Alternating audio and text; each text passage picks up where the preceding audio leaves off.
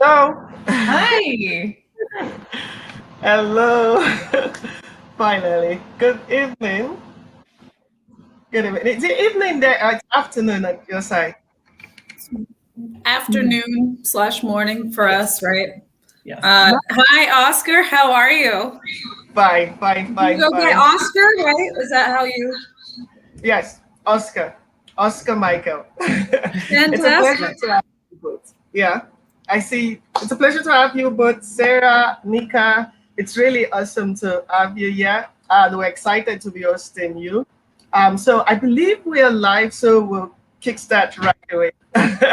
So Yeah, good evening. please. Yeah. So good evening to everyone out there listening to us. Yeah, good evening everyone out there listening to us. Welcome to this session with Nika, Nour, and Sarah of IGDA Foundation.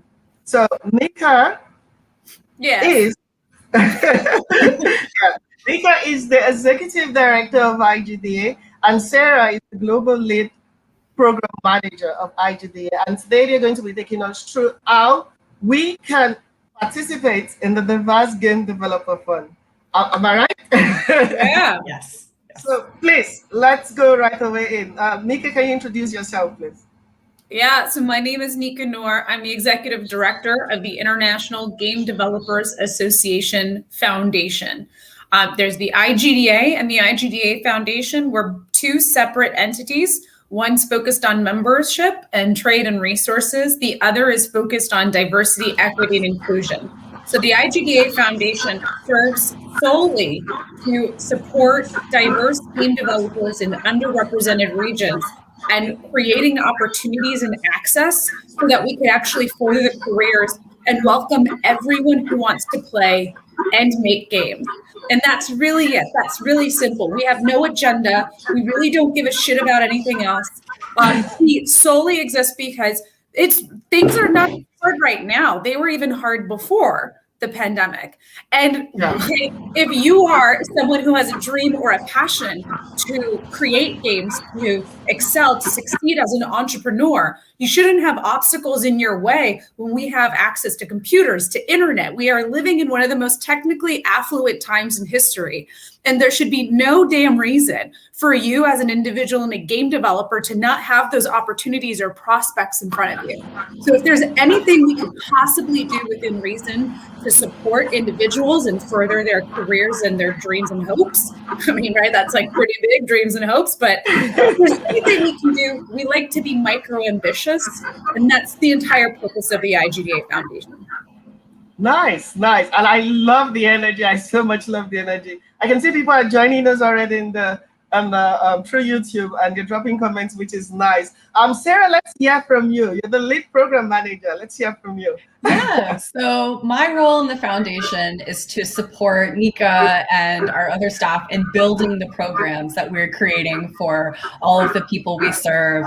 A lot of what I do is looking into their needs and making sure that everything that we create, everyone that we bring in for mentorship, is custom tailored. You know, we really believe in all of our grantees and we want to support them in the best way possible. And so I'm just working behind the scenes to make sure that they feel empowered to be able to progress in their careers and build the skills that they need to be successful. Sarah is the glue. She holds the whole thing together. She kicks my ass. She's like, "Where are you? Why haven't you done whatever?" I'm just like a huge asshole, right? Oh no. No. But Sarah is literally like the sole person that kind of like keeps it together. We have awesome team members as well. So I'm very grateful to Sarah. I don't think this fund would have come together without Sarah keeping us on track. Yeah, that's actually amazing. I really, I so much love the energy. So you made mention of something. I was confused at first. I would love you to clarify it for everyone out there. Yeah. There's the IGDA and the IGDA Foundation. So Right. What's the similarity? What's the difference? No, it's totally fine. I'm confused too, Oscar. No, so the way it works is like organizations that are set up in the United States, you fall through a certain level of like legal and tax codes, et cetera, so that you can provide certain services. So the IGDA is a trade organization. It's run by the wonderful executive director, Renee Gittins. And the way that IGDA is set up is that you can become a member and have your voice and have you as an individual and as like an employee, as a contractor, as a whatever in the industry, be represented in a whole series of like policy issues and resource needs. Like I'm trying to figure out how to set up my game studio and I need HR stuff, or like I'm trying to meet with other individuals that are, you know, learning to pull together this, whatever. I need this job posting to go out, or how do I deal with visa and immigration and contractor thing, right? Like how you set up your business, like the very practical aspects. And then also just the community of being a part of like a broader coalition of chapters around the world that represents you as a employee of the industry. So the IGDA works on that professional development, professional trade, everything from mentorship to whatever. The IGDA Foundation is a charity. We are a C3 organization. So we work on the broader, like the greater good, the like, what's the advocacy of and we just work on diversity, equity, and inclusion because, oh my gosh, it's so much work just doing diversity in games, right? We've got so many categories and so many people that need support, everything from trans rights issues in the workforce, all the way to harassment online, all the way to how do we get funds to diverse developers over in Africa, right? Like, how do we provide and open up those avenues? And so that's a C6. And so we are C3, and we work with video game companies, indie studios, on talking about how we can break down those barriers. So that's how a charity works, and we have a tax exempt status. I hope that made sense. We have separate staff, separate boards, separate employees, separate bylaws. So it's yeah. Okay, that's really awesome. That's very, very nice. Yeah, diversity, equity, and inclusion. I got that. Very, very important. And I'd like to hear Sarah is the lead program manager, the glue. So Sarah, let's hear from you. The Diverse Game Fund, what is it all about? Wow, yeah. So the Diverse Game Developers Fund is a 3-part initiative meant to decentralize funding and provide resources for developers from marginalized backgrounds to build their own projects. And so one of the ways that we're doing that is by providing prototype funding. So we're hoping to help solo developers or small teams build prototypes so that they can go and show those off to publishers, because often the first step, building a prototype, is really inaccessible. You need money to do that, and there's not a lot of funds around there to do that. And then we're also providing scholarships to students who are interested in getting financial support for their projects, because as a student, you're trying to balance schoolwork, research, getting jobs, trying to figure out what you're doing with your life. And so having some financial support can really make all the difference. And then also we have a game jam component, which Nika can speak to more than I can, just because it's kind of in the works and we have a lot of opportunities associated with that. Okay. Nika, do you want to tell us more about the game jam? Sorry, I'll pass the baton to you there. Yeah, the other 2 components, right? Like if you're a student, if you are a scholar, if you are getting a degree, you can apply and put your own deliverable with the amounts of $1,000, $2,000, or $5,000 USD dollars. And then if you later on, we'll be pulling together a game jam component with pricing, etc. And we're gonna do it a little bit later. We need to get through the prototype funds now because it's a big process. But the game jam will be another opportunity for applicants to come together and maybe just do kind of a smaller version of their pitch or whatnot and compete. And the real idea there is just to increase and foster collaboration across communities. We're really focused this year on, we were focused on this last year, but this year, I just want to make sure that people are still connected through this pandemic, right? Like it's still tough all around the world. We have like, I'm so tired of people talking about the uncertainty. So instead of talking about the uncertainty, we just want to continue to create opportunities and not kind of stall or just let the pandemic fatigue stop us from doing the good work. So we're still going to push through and continue to find avenues to get cash and collaborative moments together. And so we are timing out parts of the, I can't see on the screen, we're timing out parts of the fun to just include that communication and almost kind of gamify it so that we can still be connected and speak with one another. So we'll be doing a game jam later this year, and we would love to come back on your platform, Oscar, to get more people involved. Yeah, we'd really love that. And I really, really love the initiative behind this, because really it's been tough. I wouldn't lie to you. It's been very, very tough. And there's so much need for collaboration. There's need for collaboration. There's need for community. And what you guys are doing is really, really, really awesome. Really, we really need this, and we love this. And so, please, if you have questions, I know some people are watching us. If you have questions, please drop them down so that we can ask them and you can get your answers. If there is the opportunity for prototype funding, and if you're a student, a scholar, you can also request for funding for your project.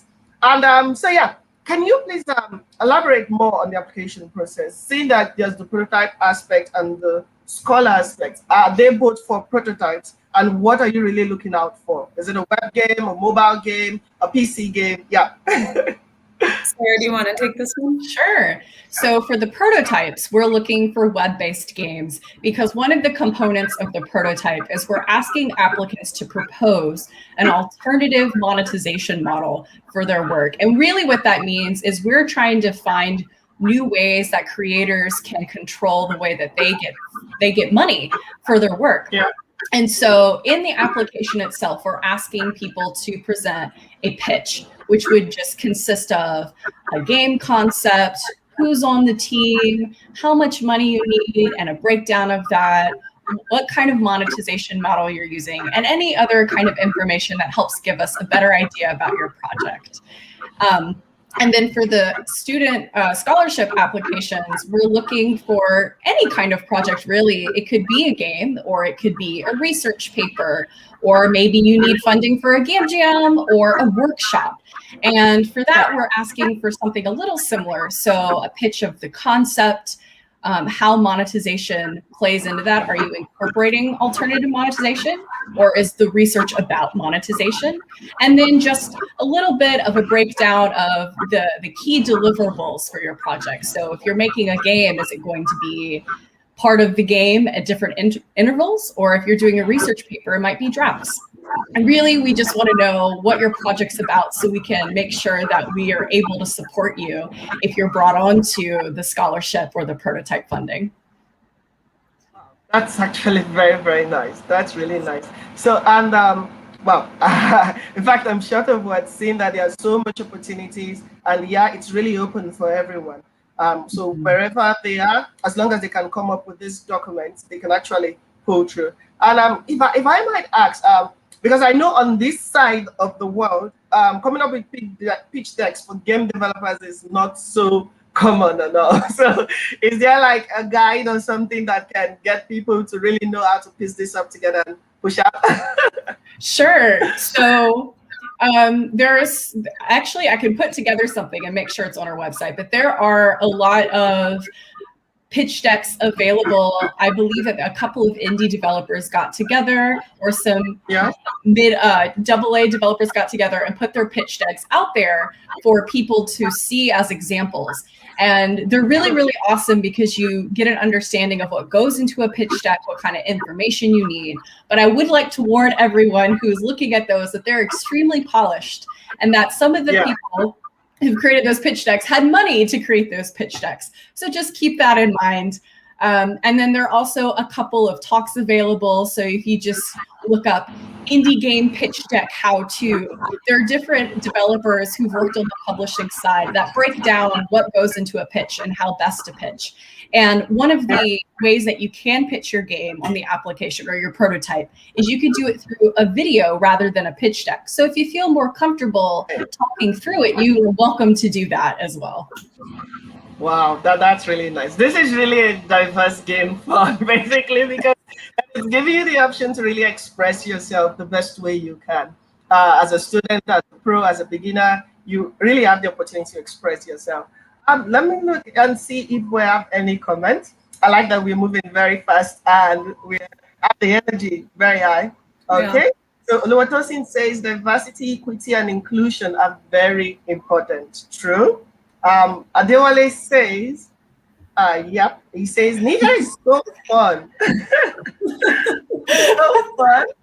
And Sarah is calm, virtual. Yes, that is a very accurate description of our operations. that is very true. Right. Nika is Sarah's biggest headache is probably how I would rewrite that sentence. It's fun though. Good. You keep things interesting.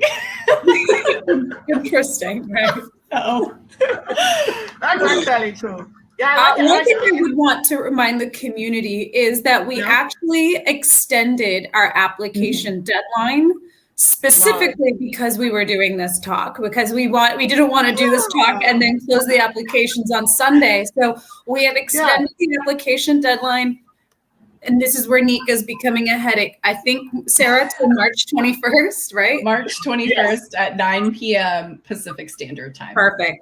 So we've extended it by a week. And like, even if the biggest thing that I have seen people and why people aren't applying, I really want to get this message out. It's really, really important to me. If you feel like, oh, I'm not good enough. Oh, my game might not be good enough for this, or I'm not worthy or valid, or like, oh, well, my deck isn't perfect. Don't let perfect be the enemy of the good.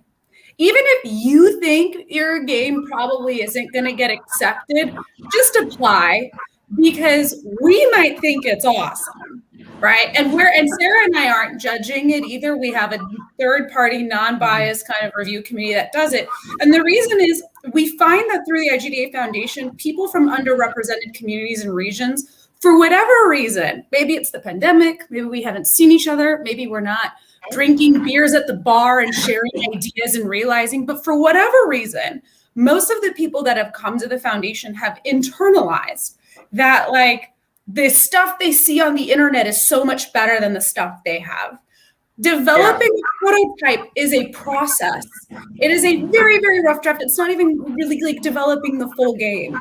And in this process, we have, and part of our fun is we have actually brought in a contracted team that's going to actually support the development of they're not going to build your game for you, but there is literally a team that is going to go through checkpoints and ensure and do check-ins and see where you're at and troubleshoot. So you're not developing this prototype by yourself in your house virtually with your team members or alone. So if you have it, it's really about the idea and the feasibility of the game. Like, can it be what you're asking? Can it be scoped out and done within a reasonable? And we're going to work with you. If you think you're asking for too much money or too little money, it's a very intimidating question.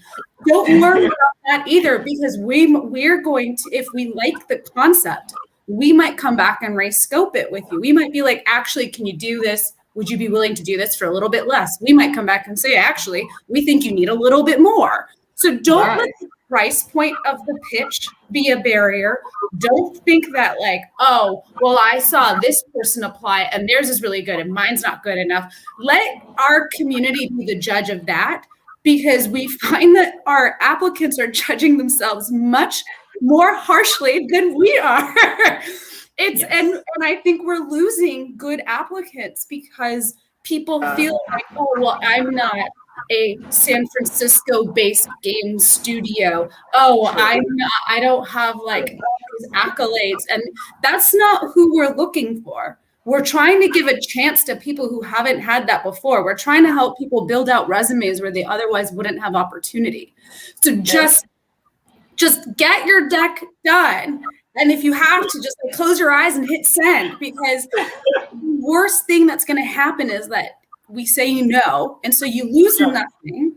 And the best thing is that you end up on our list for like the future game jam or more opportunities, or for like, right? Like have asked, are we doing future rounds of this? Funding pretty much comes from sponsors and donors. So stay on our list, because I'm looking for the guy who wants to give the foundation $1 billion. And once we have $1 billion, we'll obviously give it away. But and so I cannot say this enough. Just do it. And if you're a student or you're a teacher at a university and can push this out, students don't have to build a prototype game. They can write a thesis. They can create a video. They can web monetize a website. They can do their favorite comic series of like a video game fan art and put it on a website and web monetize it. For students, the world is your oyster. It's unlimited. You don't have to specifically make a game. You just have to be in the kind of the video. You have to have like a video game project that's like within industry. It could be esports. It could be whatever. Like dream up whatever you want and come get some cash, because that's it. As long as you are on the web and it can be web monetized, we will support people. So I just really, it's so important that we take a minute to be like, don't feel like, oh, this isn't good enough to apply. That's literally not no one's application is going to be good enough. It's a prototype. True. Right? Yeah. I think that was really, really, really, really helpful, because I think, even before now, I used to look down on myself and feel, this is not for me. Right. People are being held, but just like you said. So this is a very strong message. And guys, you've heard it. Apply. Don't let anything hold you back. The worst thing is you don't get the grant, but the best thing is you've done something for yourself. You've taken a step, and come on, you've become a part of the IGDA Foundation community. Kind of, they have access to you, and you have access to them basically. And thanks so much for extending it just for us Africans. That's really, really nice. That's really nice. We're going to do our possible best to get this across to as many channels as possible. Just a heads up, we're going to do our best to transcribe this session into French. Wow. So that we can get the Francophone side of Africa on board and can really, really get to be a part of this. So we're going to do that. It should be out before mid next week. We're going to work on that quickly to get out. And let me look at some of the comments we have. Collaboration is highly needed. It's needed for us to be connected. Very true. I agree. Aside being a web-based game, are there any other criteria? I believe you've answered that. You've explained to them concepts and the likes. Wow, I'm glad you guys extended. And Peter Chidi says, hola, Sarah. Hello. I have to ask, is that your language? I don't know if I use the word hola. I don't know. We're international. It's fine. Yeah, it's fine. Okay. Okay, that's nice. That's actually nice. And he says, Nika, hello, Nika, it's great listening to your talk. And I think this was really helpful. I'm shocked nobody's asking questions, but I think really, personally, I think you've covered a lot of ground. So what we could do is, like I said, we would transcribe this video, like translate it to French to get across to you. And then we'll see how we could also share samples of pitch decks. We're going to work with and also go online and see what we can share across to the community. And hopefully we get people to apply, and they hopefully one or more get this. Do it. Any last words? Anything you'd like to tell us? Any other things, Sarah, Nika? Sarah? Oh gosh. I mean, just to echo what Nika said, apply. Even if you don't think you're going to get it, apply. Honestly, a lot of our grantees who have come through the IGDA Foundation applied thinking they wouldn't get it, and then they got it. And so you never, ever know. So please, please, please apply. This is me saying, please, I believe in you. Right. Please apply, guys. Please, please, please apply. So I just wanted to say thank you to Oscar and the Africa Comic Aid platform. I think this is really fantastic and important. You know, we are a small and very modest foundation that punches above our weight. And so we are trying, our best to kind of reach out to everyone, from various communities. And I can't say, I can't express how important it is for you all to have your platform in this way to connect with one another. And I really wanted to thank you, and especially you, Oscar, for emailing us and making us aware that you all exist, because it is important. It's not just important to stay connected through a pandemic, but we want to be connected for the future and for the long haul. And it is, right? Like every community is different. You have Africa Communicate here, the entire Middle East region, they are completely connected through WhatsApp. And so these communities are important for us to know about, because it's not just Facebook, Discord, and Instagram or whatever. And we have so many opportunities. It's such a shame that it would be a shame for us to lose touch in that aspect. And I will say this as like kind of a final point. These communities are important, even though it's through volunteer. It doesn't make sense. Or how is it hitting my bottom value? The most successful people I have seen are the ones that are lifting each other up. And they don't look at these funds and grants like a competition. It's actually if you support each other in either building the applications or stay connected for future endeavors. Don't view this field as a competition with one another, because when one person gets it, then the whole community kind of gets it. And that's how you pay it forward. And that's really why underrepresented regions and some communities don't succeed.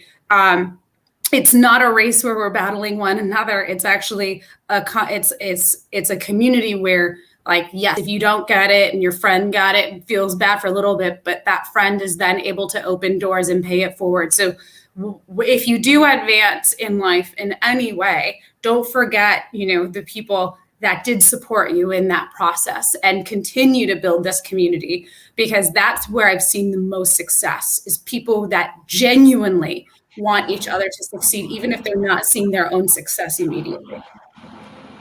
Wow. I must say, I love the IGDA Foundation, and I look forward to working with you both more. Thanks so much for that. Daniel says it's very well explained to post any questions. So I guess now it's in their hands, basically. We're going to see how to push this to as many people, as many communities as possible. And we do hope that, guys, you've heard it, apply. Just apply. There's no need to think about it. Just apply. And thanks so much for coming here, Sarah. Thanks so much, Nika. I know you both are very busy, so I feel like a Superman being able to bring you here. Thank you very much for coming. Yeah, you all work very hard. You're very passionate. You're definitely worth the time. Thank you so much. Okay then, so I guess that's it. Do have a lovely afternoon. We are going to have a lovely evening on this, and